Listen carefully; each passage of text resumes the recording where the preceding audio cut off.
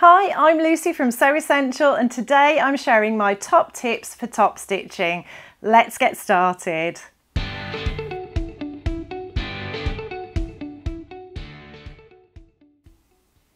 Top stitching is when you sew a row of stitches on the right side of the garment so it's visible and it's a decorative bit of detail that you can add. It's most commonly seen on jeans and denim wear, so denim skirts, denim dresses, that sort of thing.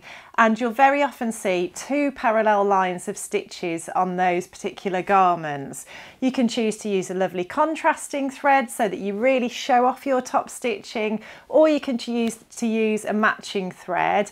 And what I will say is that I find it an incredibly therapeutic thing to do in my sewing. I find it really mindful because I have to slow down and concentrate as I place those stitches accurately and precisely, because the name of the game is getting them evenly spaced, getting them nice and parallel to the edge of the fabric or whichever detail you're sewing round. Often you'll be sewing round a pocket, for example, and also getting a nice balanced stitch. And in this video, I'm going to give you my top tips for achieving all of those things.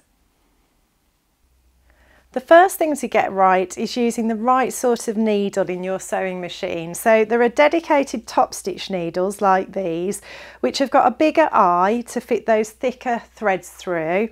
And then on occasion, when sewing top stitching on denim, I've chosen to use a jeans needle for that same reason, because they've got a bigger eye so you can get the thicker threads through them. But then I've been able to sew with my regular thread and the thicker top stitching thread. I've been able to alternate them but just use the same needle for both jobs, whereas if you use a top stitching needle you keep switching between the two. So that's just a little tip that you can try.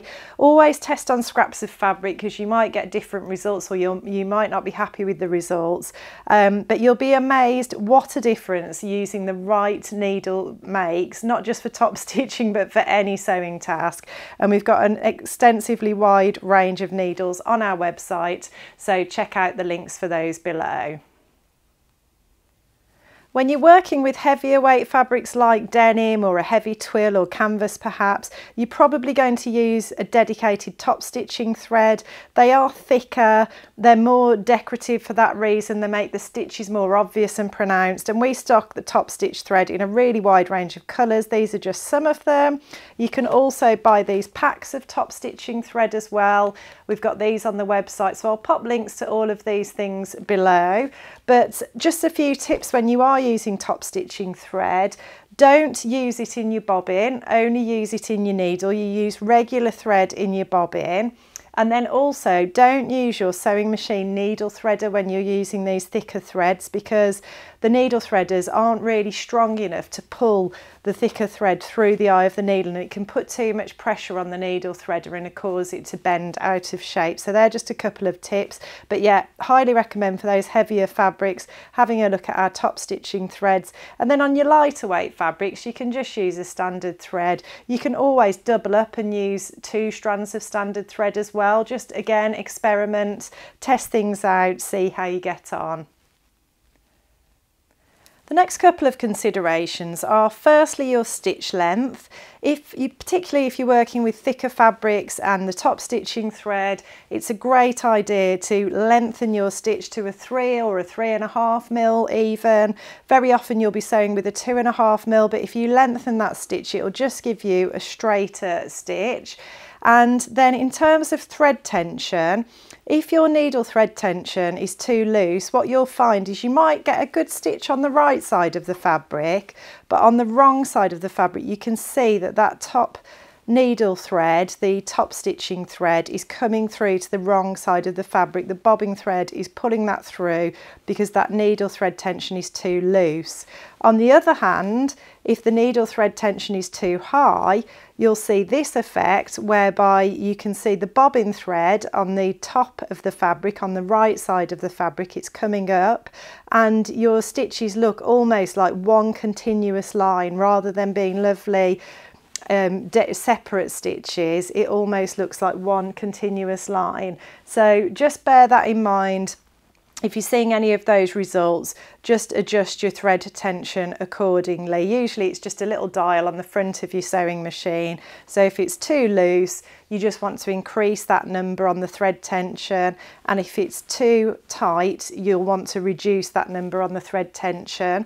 The other thing I would suggest here as well is that I never recommend adjusting the bobbin thread tension. People often are tempted to adjust the bobbin case thread tension, and you can do that on a lot of machines, but the problem you've got is that if you do that, you'll never get it back to the original factory settings. So what we recommend in that case, if you do feel like you want to have a play around with your bobbin tension, you know, because you're doing lots of top stitching or you're working on other projects where you'd like to be able to do that, what we always recommend is buying a second bobbin case and using that as the one that you play around with the tension, and then keeping one on the factory settings that you never adjust, and then you can always get back to those factory settings. And we stock a range of bobbin cases for lots of different brands on our site, so do jump on and check those out if you want one, or drop us an email if you need any help with that. So we've talked a lot about working with heavier weight fabrics like denims and twills and canvas, but actually sometimes you might want to add some pretty top stitching detail to a lighter weight fabric, and if that's the case, it's a good idea to stabilise the fabric before you top stitch it, and there's a couple of ways you can do that. You could use some starch spray, which we stock on our site. You just spray that onto the fabric and it'll just give it a bit more stability before you then go and top stitch it. Another top tip is this is great for jersey fabrics that are curling up at the edges. If that's something that's driving you a bit mad, you can use this best press spray to prevent that as well. You just spray it on, iron the fabric, and it will stop those edges curling up, so that's a great tip. Alternatively, you can just use some tissue paper, put that between the two layers of fabric before you sew your top stitching, then sew your top stitching on the machine as usual, and then you just tear the tissue paper away once you've finished. One of the issues you'll come across a lot, particularly when sewing denim projects, is working with uneven fabrics. So if you're top stitching a patch pocket to the back of some jeans or a denim skirt like this one, what you'll find is that as you try and top stitch around that corner, the front of the sewing machine foot will have contact with this thicker area of fabric because you've got the seam allowances folded under on that pocket, and you're trying to stitch them to the skirt fabric here, which is a lot lower because it's only one layer of fabric and that's two layers of fabric. And when that happens, sometimes the machine really struggles to sew because, and I'll show you on this scrap I've created, this is sort of similar to what a waistband would be. You'd have thick seam allowances at the edges here and then less fabric in the centre there, but as you top stitch round that corner, if I just put the foot down, you can see that the front of the foot's got contact with the fabric, but the back has got nothing to work with. And in those instances, if you're struggling to get round those areas, one of these, which is a humper jumper or bulky seam aid tool, we stock them on our site, I'll pop links below. This is going to be your best friend. I use mine all the time when I'm doing denim sewing, even if you're turning jeans up and things like that, because what you do, you've got two thicknesses on the back of it, but you just slip that under the back of the foot, lower your presser foot, and you can see now that the presser foot's got an even surface to work with and the back of the foot's supported. So now I can go ahead and sew that top stitch. Okay, and the other thing to mention is if you've got an area where you are struggling, the other option you've got as well that can work well sometimes when you're using the humper jumper tool as well, is rather than using your foot control, just use the hand wheel and turn the hand wheel towards you to sew those stitches, and sometimes that can just help the machine and help you to get around some of those awkward areas too. I've mentioned a few times the importance of testing on scraps of fabric, and what I would say as well is try and replicate the situation that you're going to be dealing with on the actual garment. So if I've practiced a buttonhole there and then I want to practice doing the top stitching round the waistband, If I did that on this piece of fabric as it is, obviously I'm only working with 2 layers of fabric there, and that's not the reality that I'm going to be dealing with on the waistband. In reality, the waistband will have 2 seam allowances that are layered up like so. So actually I'll be sewing through 4 layers of fabric there, and then there's only 2 layers of fabric around the buttonhole. So you've got a bit of unevenness going on there, a bit of bulk going on, and it's definitely a good idea. You don't have to sew that seam, but just think about it and think, well, actually that will be like that. And just use that to do your practice run, because then if you do run into any issues, you're going to run into them on your scrap, you're not going to run into them on your actual garment, and then you can problem solve and work out the solution.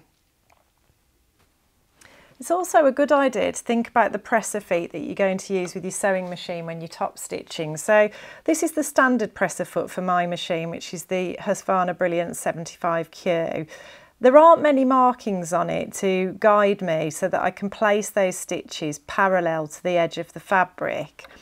And that's why I really like to use my 1/4 inch foot, which is heralded as a quilter's foot, but actually I use this all the time in my dressmaking. It's got lots more markings on it, and that just really helps me to keep those stitches nice and parallel to the edge of the fabric and nice and even. So if I line the markings up with the edge of the fabric and then lower the foot, another good idea is just to use needle up down if you have that facility on your machine as well, and just finish stitching with the needle in the down position. So then you can just raise your foot, check that everything's in the correct place, and lower your foot again without fear of the fabric moving. But if I go ahead and just line the edge of my fabric up with that line now, I'll be able to sew a nice parallel, evenly spaced row of stitches.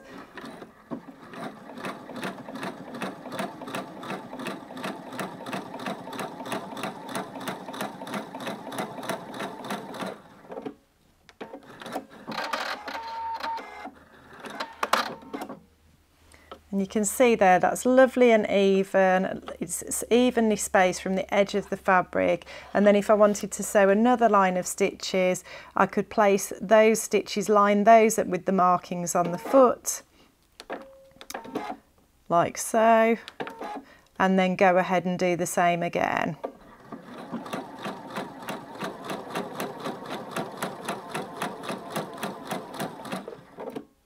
And it just makes it really easy to create those lovely parallel, evenly spaced lines of stitching. The other foot I like to use quite frequently when I'm top stitching is the clear presser foot as well, and that just gives me more visibility. So there's certain times when I like to use that. And then you can also get edge stitching feet for lots of sewing machines. We stock a really wide range of sewing machines and feet on our website, so I'll pop links to them below. So if you've got a different brand of machine to me, you'll probably be able to find similar feet for Brother, Tommie, Faff. We've got them all on the site. But an edge stitching foot has got a guide that you line up with the edge of the fabric, and it will stitch an equal distance away from the edge of the fabric, and you can just use that metal piece then as your guide along the edge of the fabric, because if you're going to be doing top stitching, you do want it to be nice and even. If it's wibbly wobbly and you know the lines of stitches are going in different directions, it's not going to look great. So using the right foot can really help with that. When it comes to securing your threads, if the seam is going to be crossed, so if you've got top stitching running down the fabric like so, but then you're going to be sewing a seam across there, that will secure those threads and you don't really need to worry about that. But there will be times where it isn't going to cross a seam and you need to secure those threads. You can back tack in the usual way, but you might not want to do that because obviously it will affect the appearance. You'll have a double line of stitching there, so it won't look as neat. The other issue is sometimes you're more prone to bunching of thread and that sort of thing when you back tack with these thicker threads. If you do want to do that, one thing to try there is to try turning the hand wheel with your hand rather than using your foot control. But another alternative that you can consider is just to leave long tails of thread, and this is one of my samples with the poor tension, so ignore that, but just pull your bobbin thread bring the needle thread through to the wrong side of the fabric like so, just pull it through. And then on the wrong side of the fabric, so now we've got a neat stitch finishing the stitches on the front there, and then on the wrong side you can just knot those threads together, knot them multiple times because they will become unravelled because you've got the thicker top stitching thread and then the lighter weight standard thread. So do knot them a few times, and then if you want extra security you can use a bit of fray check or fray stop, it's sometimes referred to as. We've got this on our website, and you just apply a blob of it to the knot, and then it will dry clear, and it will just give you that extra peace of mind that you've secured those threads. If you do have to unpick your top stitching for any reason, and let's be honest about it, even the most experienced sewers, we spend a lot of time with our unpickers, the best way to do it is to unpick the bobbin stitches on the wrong side. So again, ignore, this is my sample with the poor tension. We don't want the stitches on the wrong side to look like this. It's the needle thread tension is too loose on this sample, but I'm just showing you how to rip out your stitches.